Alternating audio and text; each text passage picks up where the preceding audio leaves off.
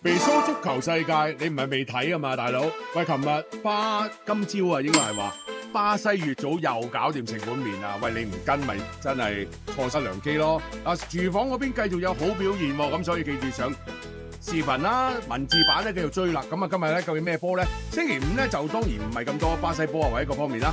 唔緊要，智利甲組我都 OK嘅。智利甲組呢場波咧就係艾斯賓奴拉咧作客奧達斯喎。咁其實如果你睇牌面啊或者各方面咧，喂，似乎客隊咧就好似唔好着數。但係我話俾你聽，其實艾斯賓奴拉即係客隊嗰隊咧，其實本身咧大家都係嚟自聖地牙哥嘅球隊。